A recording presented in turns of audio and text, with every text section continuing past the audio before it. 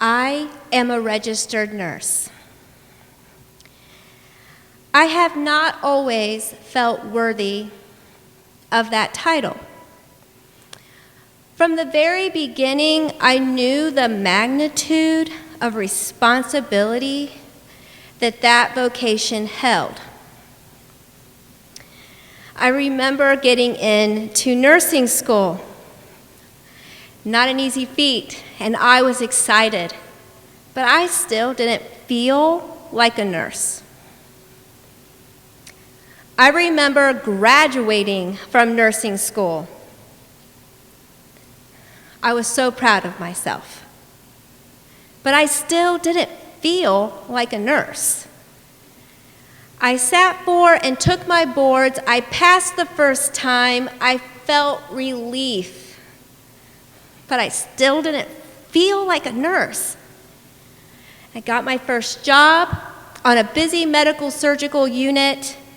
I had my crisp new uniform, and I was handed my red RN badge. I still didn't feel like a nurse. But I do remember the first time I felt like a nurse. It was about 3 years in, and this is about the time that a new grad RN starts to get her skills and starting to feel comfortable and like they know what they're doing. And I knocked on my patient's door. This is a patient that I had the day before, and I loved that I had him again. He was funny, and he told great stories. And every time I knocked on the door, he said, "Who's there?" And he expected a knock-knock joke out of me. So this day, I knock on the door, and he doesn't respond that way. And I walk in, and he is looking off to the wall, and he's talking to somebody who's not there, and he looks pale, and he's cold and clammy.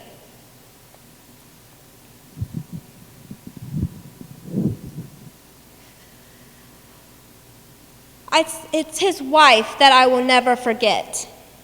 She's at the end of the bed, and she is pacing back and forth.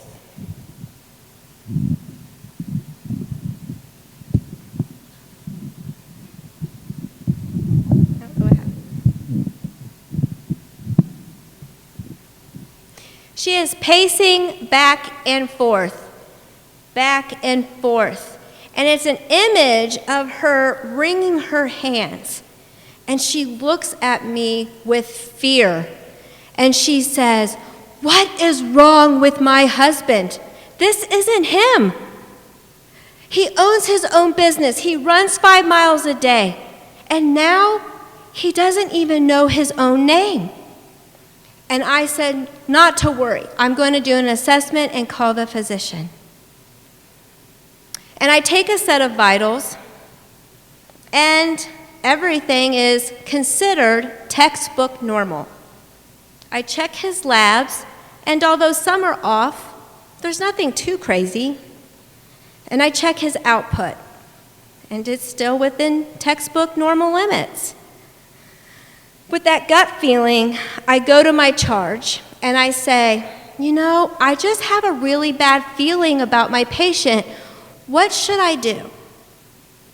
And she said, "Nicole, call the surgical resident," because this man had had a huge surgery the day before, "and tell him your findings." So I did. I called the resident, and he's not impressed with my findings because everything is still textbook normal. So it is about an hour or so later, and now things aren't looking so textbook normal. And I call him again, and I say, "Listen, that guy I had a bad feeling about. Now this is my assessment." And he said, "Oh, definitely. I'll be up to see this patient right after this case." And I said, "Okay." And I tell the wife, and she's a little relieved. But unfortunately, I never saw that surgical resident until it was too late. I didn't see the resident until he was emergently wheeling the patient to the medical ICU, where later I was told that the patient had passed away. I was devastated. I never became a nurse to harm. I became a nurse to heal, to help, to love. And I didn't know that this was even an option. Today, I know that that's called second victim syndrome. It's something that healthcare providers and people in service experience. So the patient, he's the first victim, and I'm the second. I became depressed. I became scared. I became sad and not wanting to go to work and unsure I even wanted to continue being a nurse.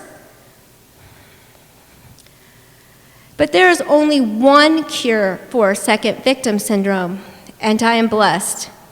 It is a strong, supporting community of my peers who rallied behind me, and I had some great experienced nurses who said, "Nicole, this was not your fault. You reported it. You did what you needed to do." And I asked, what is it that I could have done different? And they told me. They gave me a list of things that I could have asked for. They showed me what I could have looked for. They taught me how to talk to surgical residents. And I took it to heart, and I memorized it, and I learned it, and I did my best. And so it was months later when I knocked on the door of a patient that I'd had the day before, a guy that had wonderful stories, and I enjoyed talking to and laughing, and he told me about his grandchildren. But today, he was just talking gibberish. He wasn't making sense, and he was confused, and his skin was cold and clammy. And he had a wife, and she was pacing back and forth, wringing her hands. And she looked at me with fear in her eyes, and she said, "What is wrong with my husband? This isn't him. He gets up and goes to work every day. He watches his grandchildren. He tells jokes. What's wrong with him?" And I said, "Not to worry. I'm going to do an assessment, and I'm going to call the physician." And I did. And his vital signs were textbook within normal limits. But now I know to look at the trend and where he started. And his heart rate was slowly trending up, and his blood pressure was slowly trending down. And I looked at his output, and although it was normal, it was slowly trending down. I looked at his labs, and I saw the one lab that was off that gave me a clue. But I knew what to ask for now, and I went and called the surgical resident, and I said, "I'm going to need these labs, and I need you to know that this trend is happening." And I had a secret in my pocket, a weapon, a word that will make any physician perk its ears. I said, "Our patient is going septic." He said, "I'll be right up." And he was. And he assessed the patient, and he spoke to the wife, and he decided that the patient would be better at the ICU. And so we now non-emergently wheeled the patient to the ICU to be closely monitored. I looked in his empty room, and he had his belongings because nobody was caring about his shoes and his phone and all that, and I started packing it in a bag. And I did a slow jog down the hall of the hospital trying to catch up with the bed and the wife. And she must have felt my presence because she stopped and she turned around. And I stopped And I looked at her, and she mouthed to me, "Thank you." And it is at that moment that I became a nurse. Thank you.